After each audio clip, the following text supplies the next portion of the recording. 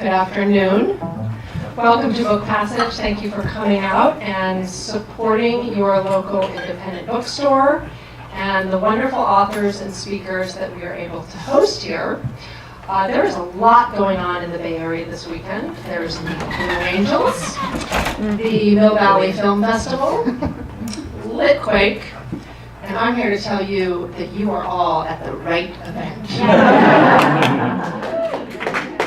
My name is Melissa Cestaro, and I have the honor of introducing two animal lovers and advocates, Tracey Stewart and Stephen Wells. Stephen is the executive director of the Animal Legal Defense Fund. Prior to joining the fund, Stephen served as executive director of Alaska Wildlife Alliance in Anchorage, where he became known for his work in protecting Alaska's wildlife, particularly wolves and bears. And he has also brought his lovely four-legged friend Eve to join in the conversation today. Tracey Stewart is the author of this beautiful new book, Do Unto Animals. She is the editor-in-chief of Muma, the magazine, a former animal vet technician, and married to someone who is a little bit famous. This book that Tracy has created is mesmerizing. It has absolutely stunning artwork, inspiring tales, and practical wisdom. And it's really just a perfect book for any lover of animals and children as well as adults. And what you will learn from reading it is that Tracey Stewart really discovered her calling in sort of a circuitous route, and this book is an extension of her passion and her love for animals in the world. Please join me in welcoming Stephen Wells and Tracey Stewart to Book Passage.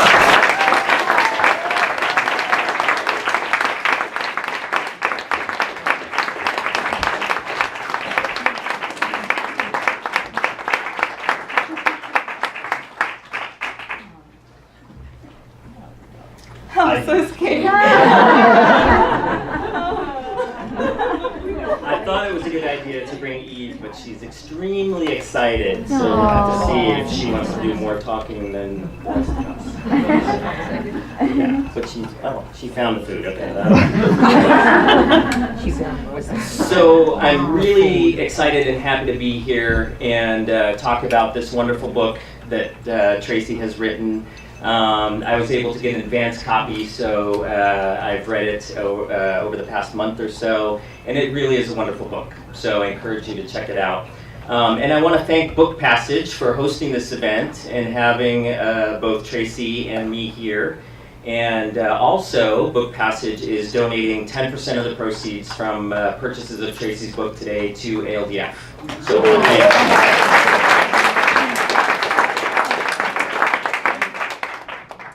So the Animal Legal Defense Fund was founded right here in the North Bay in 1979, and for the past 36 years we've grown and become the nation's leading legal advocate for animals. Today we have about 160,000 members and supporters nationwide and about 40 staff people. And our mission is to protect the lives and advance the interests of animals through the legal system.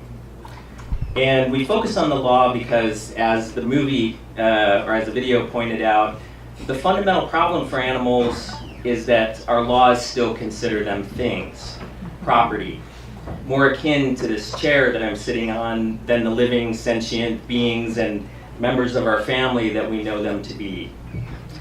And that's what makes ALDF unique, is our exclusive focus on the law. So we work with animal protection organizations across the country, locally and around the world, but we're the only group that has an exclusive focus on the law, and that makes us very practical and pragmatic in our approach. Wow, that was a disaster. It didn't happen. Thank you, Tracy. So our approach isn't flashy. Celebrities that might represent us would be more like Alan Dershowitz or Ben Stein than Pamela Anderson. And I promise you we'll never ask either of them to go naked and protest. I will go naked.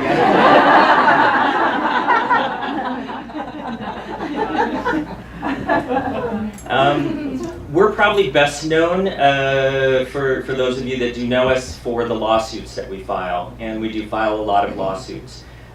We look for solutions through other means, and as I'll tell you, we have other programs besides filing lawsuits. But we've had some great successes, and I'll tell you about a couple. This past year, how many of you have heard of ag laws? Oh, a lot. This is a very animal-friendly crowd. So ag laws were an attempt by the agricultural industry to circumvent what was happening with undercover investigations, where undercover investigations would go into factory farms and slaughterhouses and come out with video that essentially exposed the horrific conditions in those places for both animals and workers. And their response, the ag industry's response, was to go to their friends in the legislature in ag-friendly states and try and make taking video and photos on farms illegal, to make it a crime. So, classic shoot the messenger. So, unfortunately, they were successful in 7 states in passing these ag laws, and that's a big deal, because these investigations were key factors in a lot of advances in animal welfare, because they showed people exactly what was going on, and I think in people making food choices as well. So it was a big deal. So we've successfully, as part of a coalition of lots of groups from PETA to the Humane Society and others, in thwarting most of the more recent attempts to pass ag laws, but we still had these 7 states on the books. So ALDF came up with a legal strategy, and we filed a lawsuit against 2 of those states so far. We sued Idaho and the state of Utah, and I'm happy to say that in August we got a ruling from the federal court in Idaho. We won our case against the state of Idaho.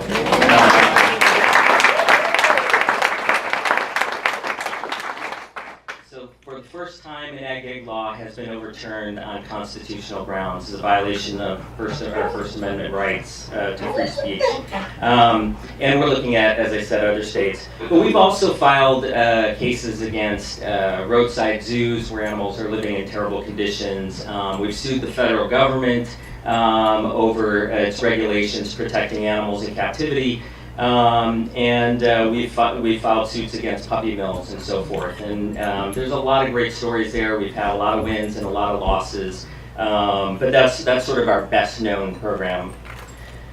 But we have a program dedicated exclusively to assisting prosecutors and law enforcement in the handling of animal cruelty cases.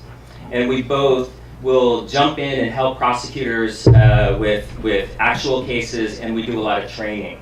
ALDF is the only animal organization that's a member of both the National District Attorneys Association and the Association of Prosecuting Attorneys nationally, which gives us a great deal of credibility in working with law enforcement and prosecutors. And the great thing about that is, as most of you are probably aware, the majority of the laws that protect animals are state laws, state cruelty laws. And they're almost entirely dependent on public elected prosecutors to file cases. And sometimes animal cases don't rise to the top of the heap, and they either don't get prosecuted at all, or the minimal effort is given, because a lot of times prosecutors are making choices between murder or robbery or other crimes, and don't choose to put that through. So it's been a remarkable program for us. We've had a great deal of success. It's expanded, and that's one of the other things we do. We also work with legislators to write and pass better animal protection laws, and so that's definitely one of the biggest avenues, of course, to making the laws better protect animals and recognize they're sentient, is to work through legislatures and pass laws. And a great quick example of sort of our approach, we're not big enough as an organization to really have a concentrated presence in every state to work on these laws. So we're very selective and we're very pragmatic. And a good example of that was, you probably all remember the horrible Michael Vick case, the dogfighting case, and an animal abuse case associated. Well, one of the problems that prosecutors had in that case was that when they filed charges, they had no means to get the dogs off the property. So the dogs languished on the property where they had been abused and forced to fight and so forth for months before they were able to make sure they were okay and get them to rescue. And this is a factor of the dogs are property, and they had to have reason to be able to seize property.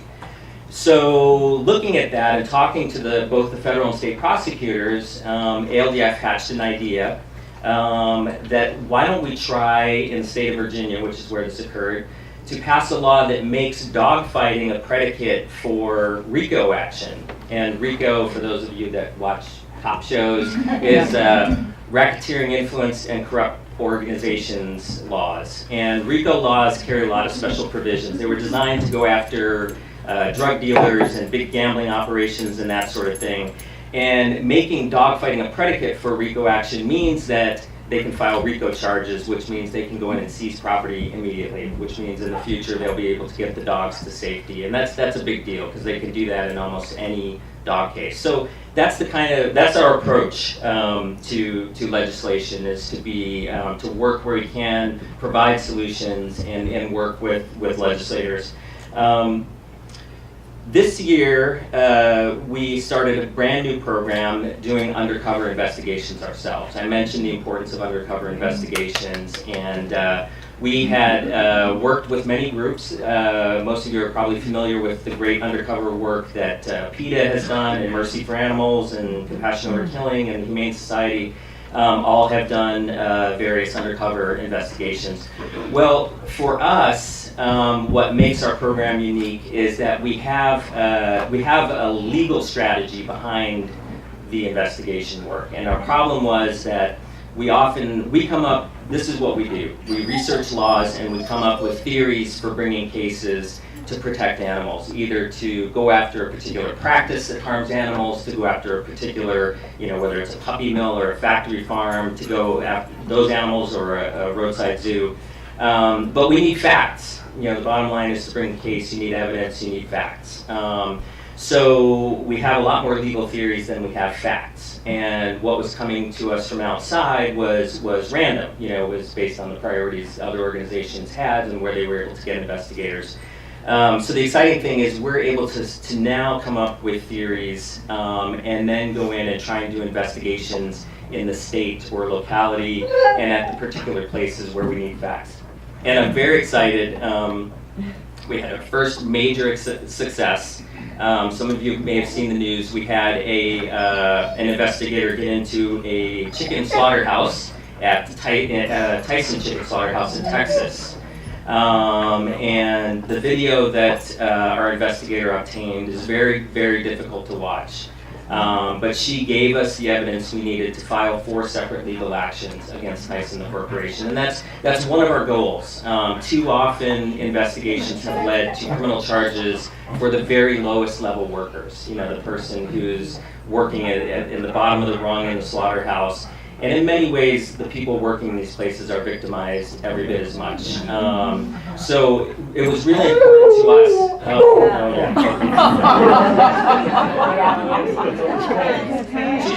She's very upset about conditions for workers. All right.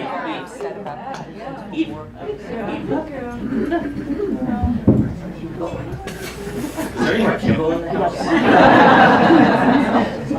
That's the surefire way to quiet her down. Anyway, so that's our investigations program. The Tyson investigation was a pretty big deal for us. It was our first major success. But as we sit here, we have investigators in 4 different places hoping to, Yeah, let her wander around. Yeah, she can wander. She's perfectly friendly. Those of you wearing black, my apologies. But yeah, she loves everybody, so she's definitely not a threat. Let's see, what else? That's our investigations. So 2 other things, and then I want to get to Tracy's book.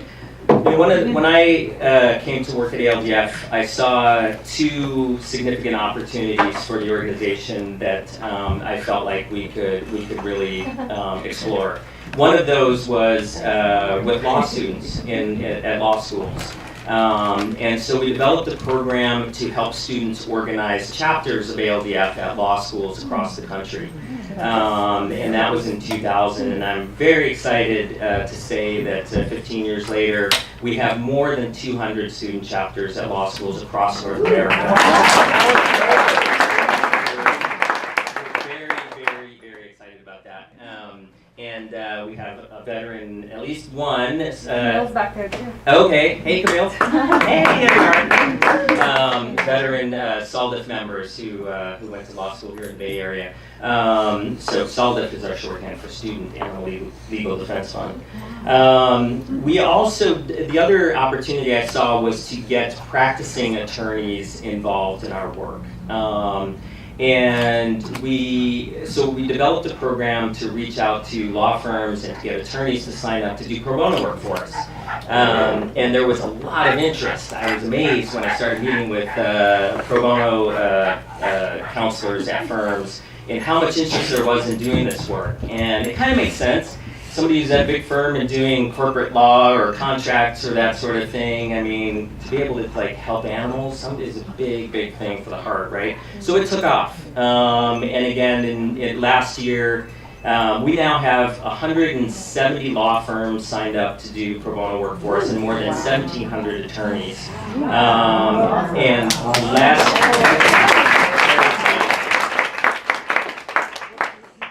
And last year alone, those amazing, wonderful professionals donated more than $2 million worth of legal work to ALDF. It has vastly expanded our ability to do legal cases. Because again, you know, we're working on legal theories, we're doing the research, we're finding laws. Now we can actually develop that right up to a complaint and then let a big firm litigate the case. And it has the advantage of freeing us up to continue to find the next case. But it also is a credibility boost. You know, there's one thing in having the Animal Legal Defense Fund and our California animal rights-oriented attorneys going into a court in Tennessee and having a local firm that has a Tennessee accent and knows the local go in and represent us. So it's a big boost. So that's the basic nutshell of what ALDF does, and I want to shift over and start talking about Tracy's great book. If you'd like to learn more about ALDF or sign up for our e-newsletter, we have folks in the back of the table with some literature. We are about 90% funded by individual donors, so if you'd like to become a member and help support our work, yay. So please consider that. And again, thank you to Book Passage and thank you to Tracy for having us be a part of this great event. And yeah, so let's talk about your book.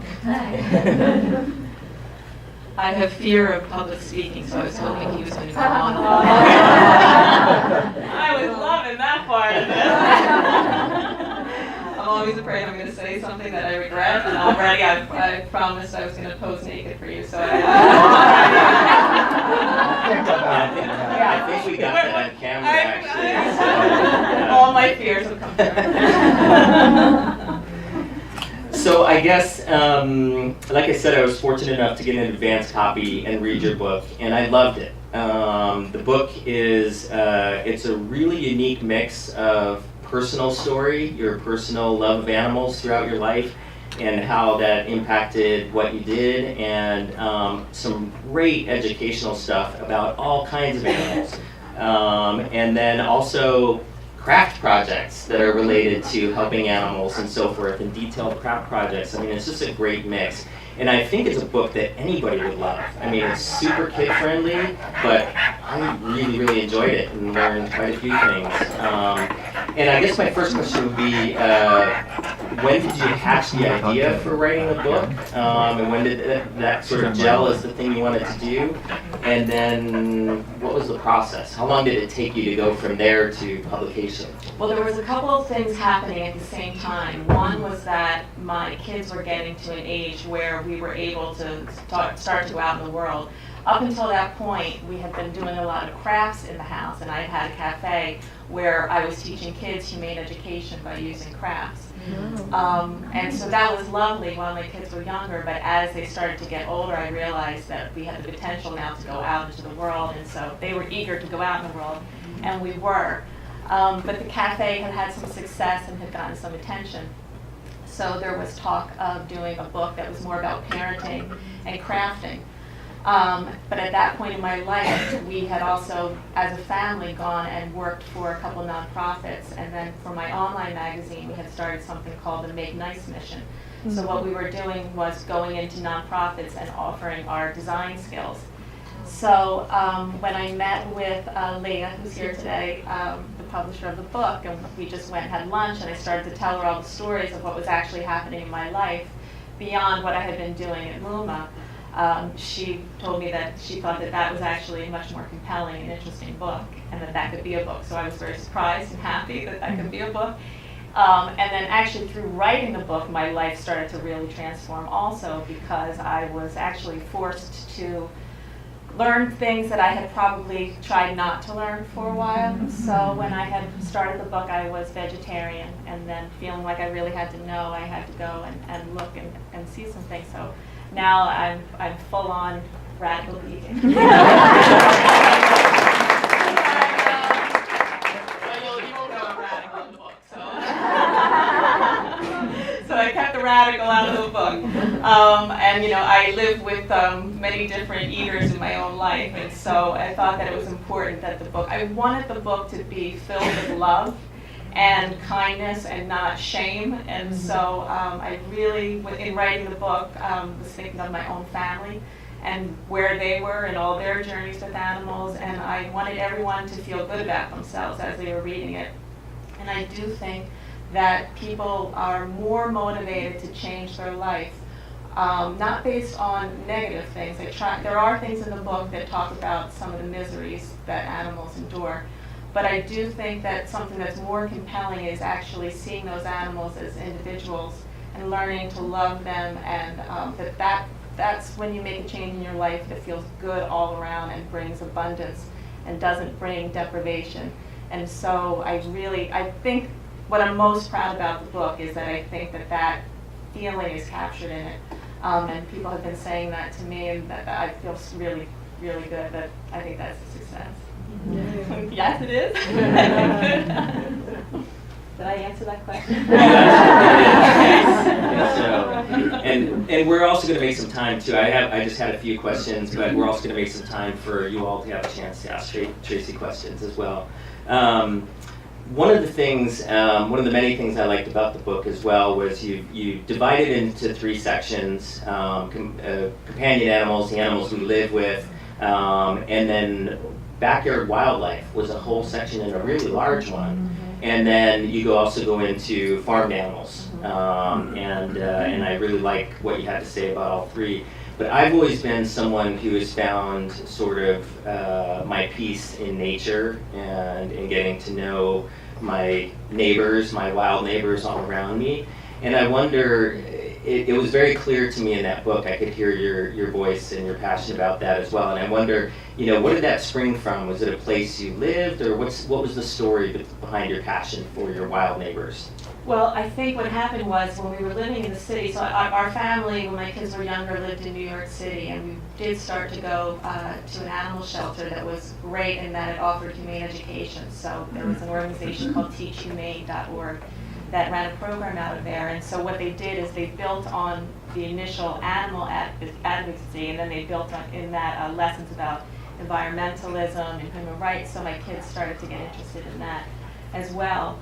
And so I do think that when we ended up moving out to New Jersey, what ended up happening was we were already really curious about learning about animals from this program. When I moved out to New Jersey and things would happen, like rabbits would get in the garden and there was someone mowing the lawn, the suggestions that were coming my way of what I could do was shocking. And it was stunning to me that no one realized that they were just suggesting that I should kill everyone in my backyard so that I could have green grass and I could have vegetables that were eaten. And so then it became interesting to try and find someone that was going to help me in a different way. And so with that came a lot of research and trial and error. But I have a beautiful backyard. The grass isn't so green. But we have lots of flowers and we plant lots of vegetables, and there's plenty to share with everybody who sneaks in. And we have funny things hung all around our house. We have these things called terror eyes, which if some birds are going to come in and take some of the flowers that we don't want them to take, they're scared off by the terror eyes. But then we've planted things for them elsewhere. And I think what's so nice about that is that my kids see us doing that, and I think that's an important thing for them to witness. And a couple days ago, my husband and I were having lunch, and a giant bee came into the cafe that we were eating in. And just at the same time, the song, the Beatles song, Let It Be. And so the waiter picked up a container and he was going to go and hit the bee, and I said, no, let it be. And it was a vegan restaurant, so everyone started singing Let It Be. But in that moment, I thought it was such a tender moment that this group of people all experienced, where we really were thinking, like, we put ourselves in the shoe of this bee that flew into the restaurant, and it was really, really nice. That's awesome. Did I answer that question? Yeah. Halfway through, I'm always like, That's okay. Okay. Yeah. So you, as I mentioned, you did the sort of 3 sections, and you did do the book, and it remarkably, it's lighthearted, it's very approachable, but you also touch on, you don't shy away from some of the terrible things that are happening.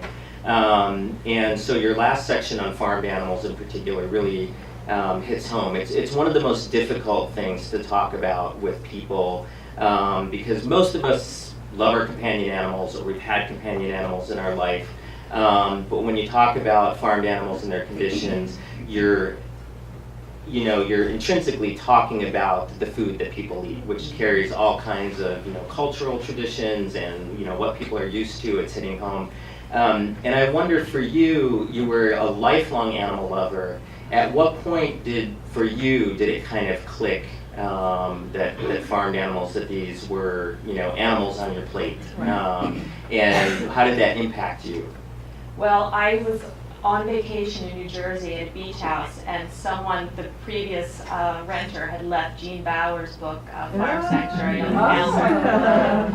And so I saw it sitting there, and I knew I was in trouble if I read it. So I kept walking past it. I kept waiting for a time where we could find a bookstore, and I would go and get something else to read. But sure enough, Gene's very handsome. I think you've seen him. And the cow was very handsome. And I cracked the book and I read it. And that was the first time where I really realized what was going on. When I was younger, I used to send away for PETA brochures and things like that. But when they would come in the mail, I would get so upset. So my parents started to hide them and not let me see them anymore. But so that was the first time I think I realized what was going on. And I did stop eating meat.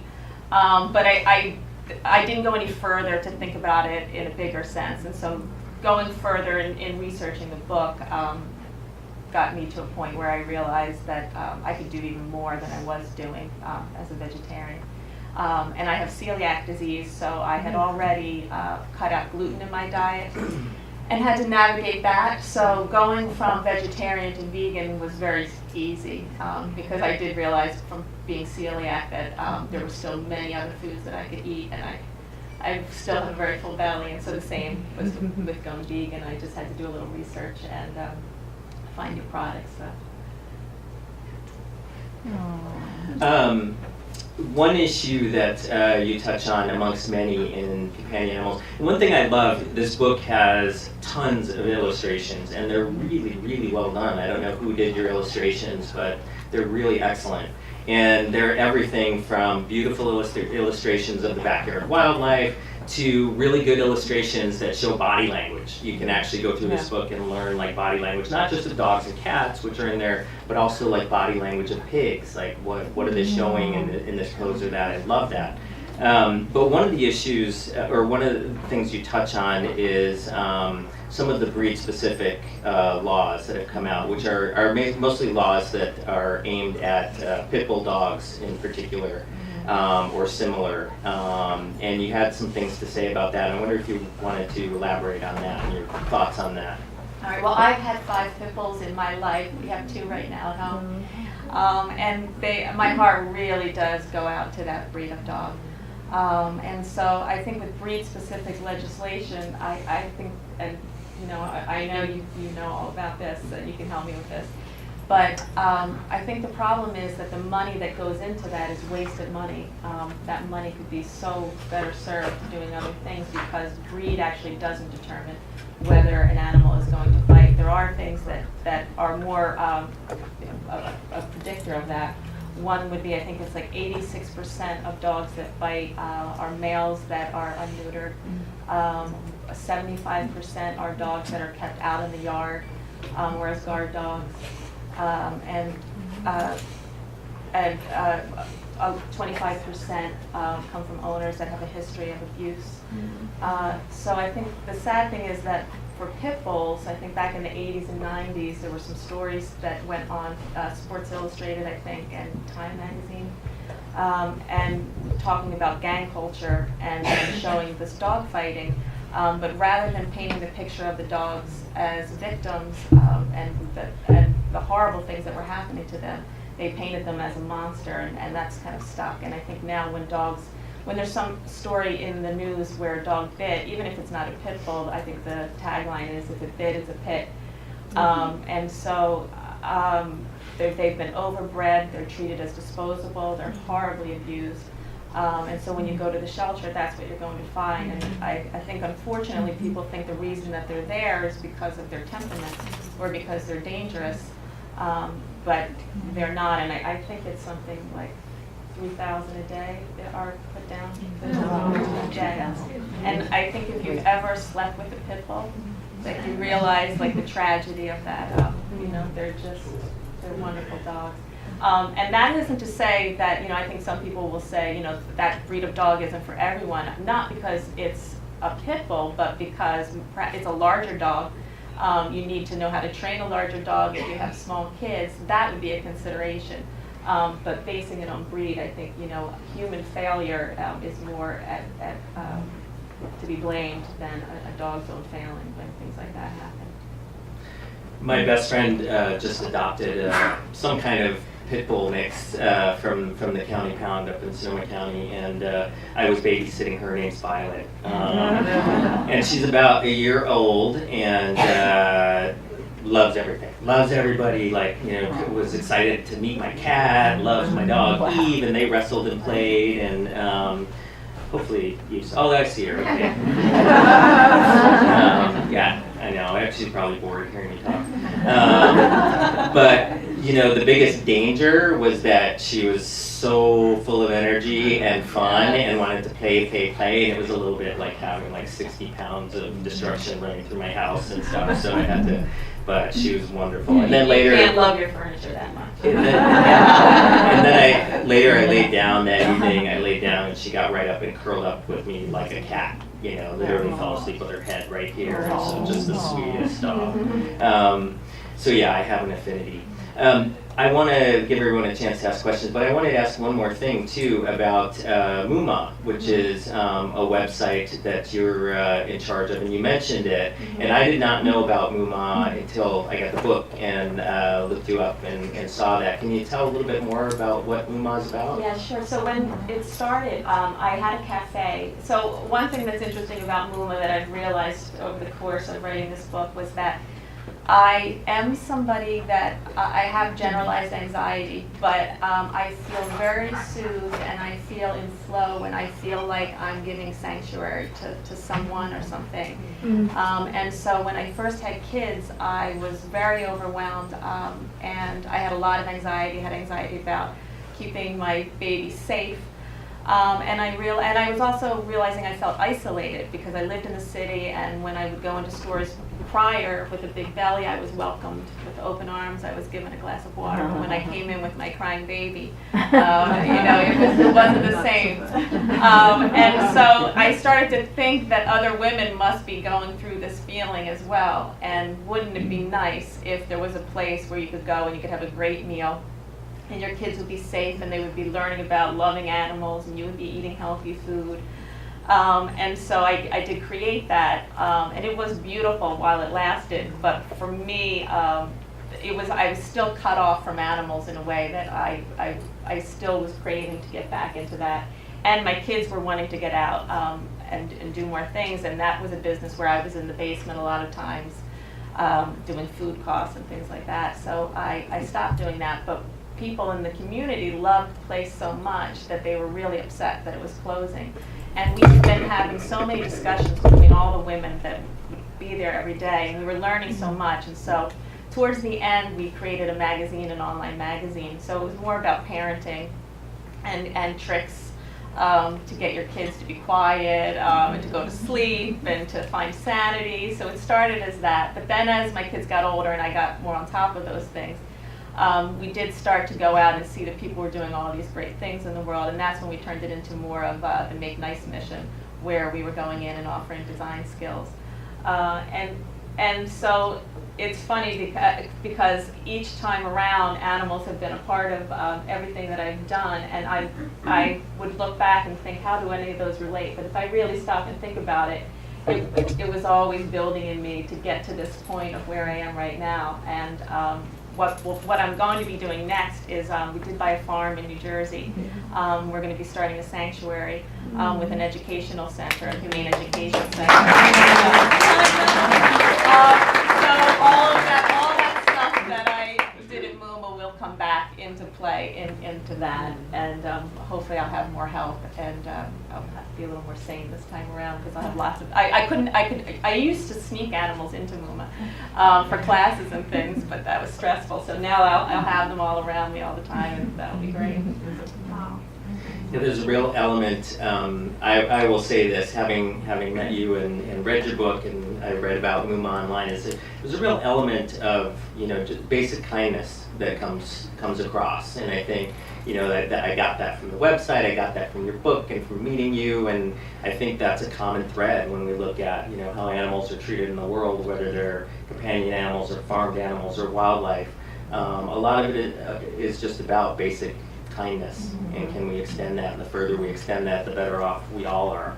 The website is actually expanding right now to include doing to animals, and so what it's going to become is a way to update everyone on what's happening with the sanctuary.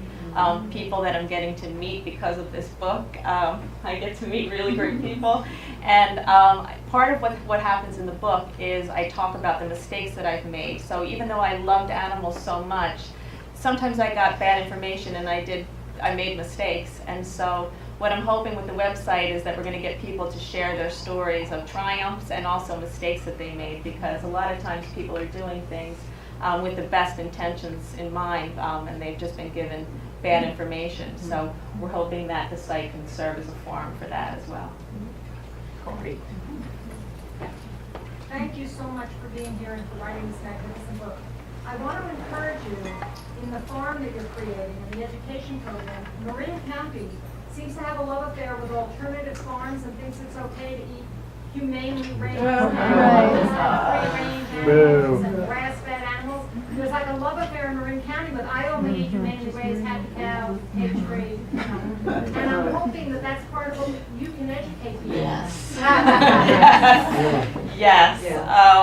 It's not just out here. It's out east as well.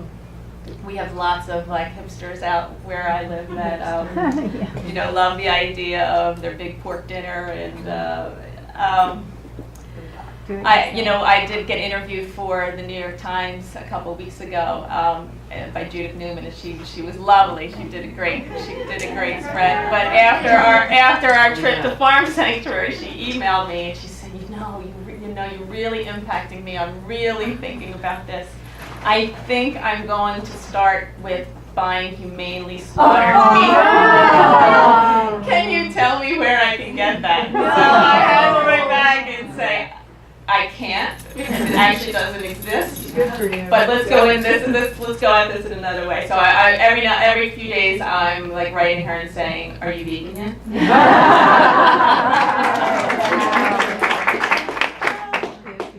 She's a tough one, but I'm going to get her. I would say on a positive note, that is also evidence of a greater awareness of where food comes from. I mean, the desire for somebody to make what they think is a more humane choice, whether it is or isn't, is something that's really growing, and that's a foundation we can build on, because once people go down that path and start asking questions about how animals were treated, where they came from, and so forth, let's face it, there's nowhere, it's a slippery slope. But I think it's a good sign that people are asking those questions and are trying to at least incorporate their values in their food choices. And very, very few people go from being a meat eater to a vegan like that. Right. And there's some of them I didn't, very few people do. So I think we need to be really careful about encouraging people on that path, and not hitting them up and judging the fact that they're not all the way there yet, but saying that's great. But did you know, one of the things that ALDF has done repeatedly and will continue to do is file false advertising lawsuits. And that's our way of attacking the meat and egg industry. We sued the biggest organic egg producer in Sonoma County, as a matter of fact, for false claims, sort of leading people to believe. And I think that's important, because we get people, and I had friends of mine that were contacting me and saying, "Oh my God, not Judy's eggs! I buy Judy's eggs because I thought they were outside." It's like, no, they're not. So people will learn, and they'll continue to learn. So Is there a Judy? I think as advocates, there was a Judy at some point, yes, but I don't know if she's still died around. from the Yeah. Died from the cholesterol, someone said. I love that you're Joke. very sensitivity to children in particular. And I'm really curious to hear what you're doing with your own children, and from that age group generally, like what's the barometer of this important group that's growing up now to start to make decisions? Yeah, well, my kids are truly amazing when it comes to all this, because they really love animals, and and there's the internet now. So they are constantly researching, and they are constantly teaching me things. So they have training duties, and they have enrichment duties. And so even with our hamster, my daughter is always coming up with different environments for our hamster. And so I think this generation is going to be a lot more educated, because you're able to get that information in ways where it might be blocked in other ways. And my daughter, a couple months ago, came home sad from school, and she said, "I felt so bad today because Mrs. Kangemi told everybody in our class that we need to drink 3 glasses of milk a day." And I know that that's wrong, but I didn't say anything. And so I said, do you want me to call Mrs. Kangemi and just say, I don't know if she's going to be tested on this, but if she is, we've taught her something different at home. And my son was sitting across the table, and he was like, "No, Mommy, no, don't do that." So I said, "All right, I'm going to get your less radical parent on the phone." So John was driving to work, and I called him, and I told him this scenario. And John gets on the phone with my daughter Maggie and says, "Maggie, the next time Mrs. Kangemi tells you to drink 3 glasses of milk, you're going to stand up on your table, and you're going to say, 'This is bullshit.'"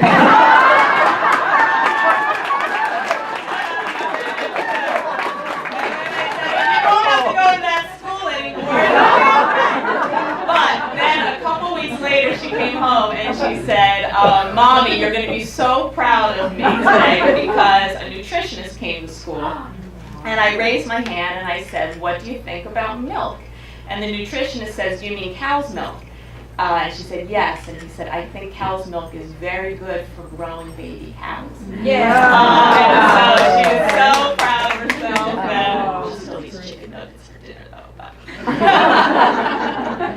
we're moving slowly. What's it like being a vegan in New Jersey, where you live there? Shockingly so easy. I live in between 2 fantastic vegan restaurants. They're each a minute drive away from me, so it's great. And then I'm trying to get my husband to go vegan, but he's vegetarian now, so I'll tease him by saying, "Do you want to, hey, sexy new vegan boyfriend, do you want to go on a vegan date with me?"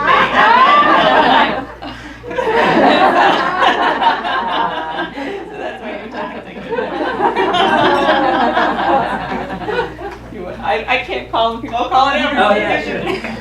Yeah, I just wanted to follow up on, you're getting the message out and wanting to spread it, make it more wide. And we talked about this earlier. And I was just wondering if there's been any discussion at all on how you could get this message out if you were First Lady. So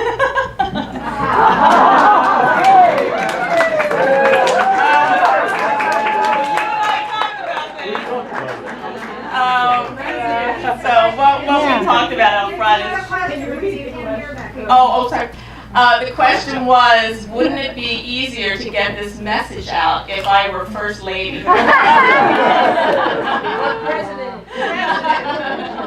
So what we talked about is we couldn't imagine someone wanting that job. And I honestly think my husband is probably too sane to have that job. And we really are enjoying our lives. So, I'm sorry.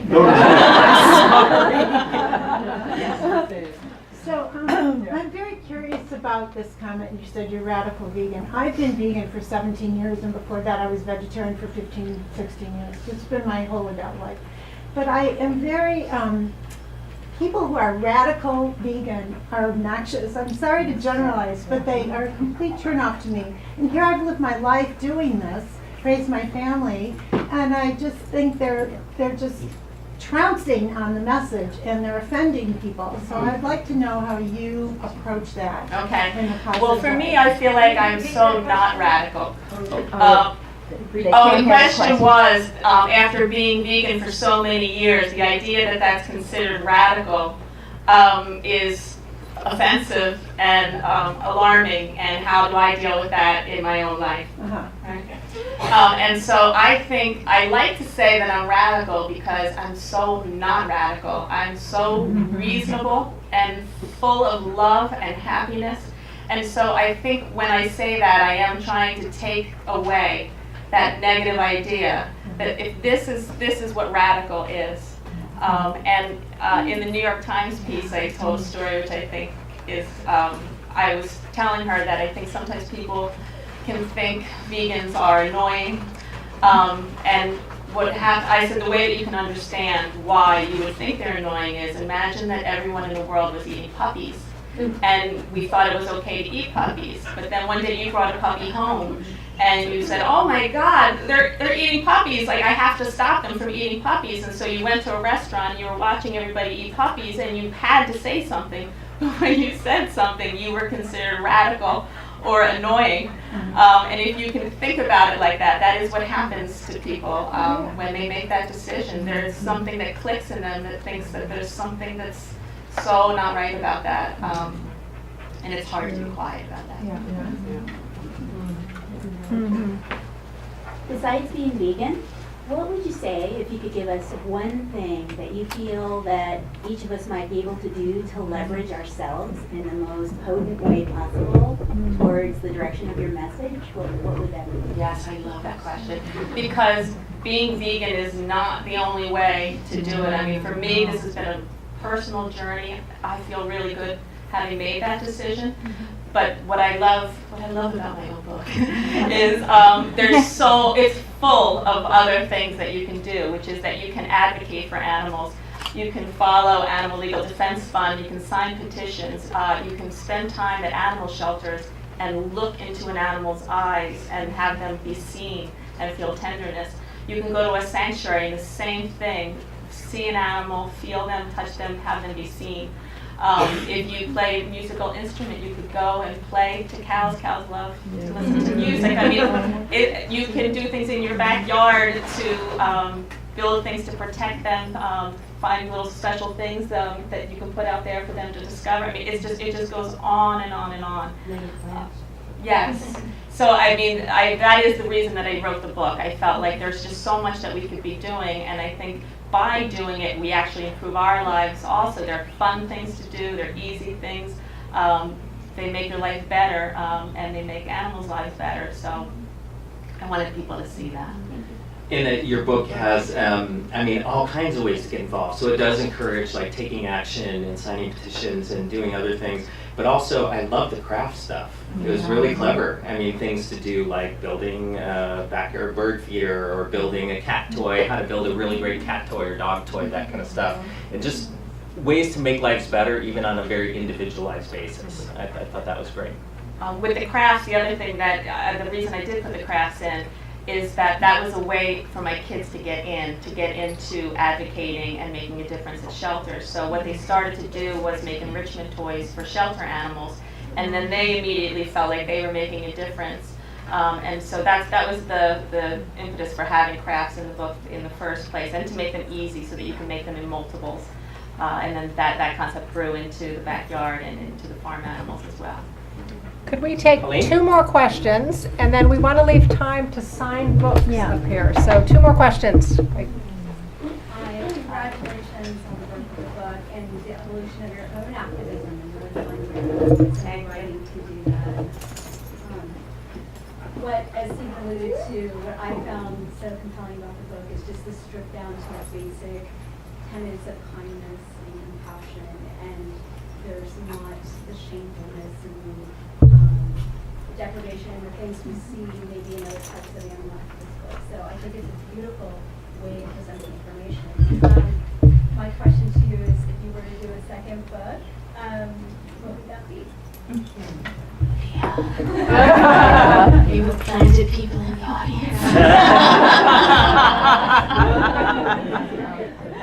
Well, the funny thing about the first book is that there were actually 5 books written in the span of time that this one book came out. And so there have already, I think, been books written. And, oh boy, I don't know. I think what the next book would be, I hope what the next book would be generated out of my building of the sanctuary and the educational program there, and what's going to be there. I would love to think that we could create programs that we could share with other sanctuaries and schools and things like that, and I would love to be able to then put that in book form someday. Just where are you in the process? I mean, you bought the farm, but how far are you from opening it to the educational component? So a year ago, I went up to Farm Sanctuary in Watkins Glen, and they have an animal care conference there. And I actually think the reason that they do it is to discourage people from starting a farm sanctuary, because they do it so well and they know what's involved. And then what ends up happening is people go into it not prepared, and they suffer, and animals suffer, and then they end up taking everybody in. So it's a really intense course. It's fascinating, and you really do learn about all the medical issues for each species that they're housing, what could go wrong, legislation. It's such a powerful program. But when I did do that, it was eye-opening, and I realized that I had to really slow down my plan to make sure that I did everything just right. And so I just took the course again this September. And again, I've built barns and I've done things, and I realized, oh, I forgot I didn't put the rat wire into the barns, and now I have to add that. So I don't know. We're building, and as we're building, we're working on the programming. So I don't know, I feel like I'll jinx myself if I get And do you have a nonprofit part where you take donations to help the process along? Yeah, we're working on that too. Okay. Exciting. Curious what part of New Jersey you're going to be hoping that is. Middletown, New Jersey? Oh, okay. I have some idea where that is. Yeah, because I'm from New York and I live right by the borderline of Bergen County, New Jersey. Between, You're with the Bergen and more Rockland, New southern, York. central, southern New Jersey. Yeah, okay. Yeah. As you a want- fellow celiac who doesn't eat meat, what is your favorite thing to cook for your family? Oh my God. Well, I'm a terrible cook, so my family's favorite thing for me to cook is nothing. But I make really good spaghetti, gluten-free spaghetti with tomato sauce. I'm like a big fan of the baked potato, so I use the baked potato as a plate, and then I just pour lots of things on it, and my kids love that. So, yeah, I won't be doing a cookbook.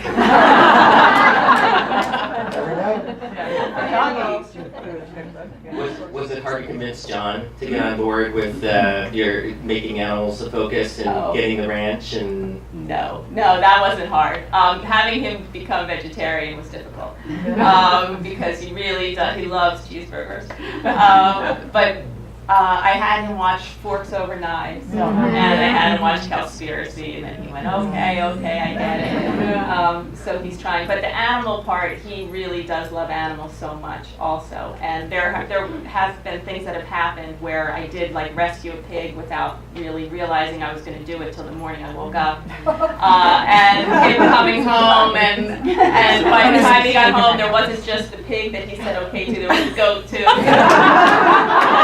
I was worried the pig would be afraid without his buddy, the goat. And so he came home and he'll act exasperated, but then at the end of it, he loves it. So like then he'll leave the next morning and I'll be walking out front with the pig and he's like, you know, you're walking out front with the pig. And he's really happy.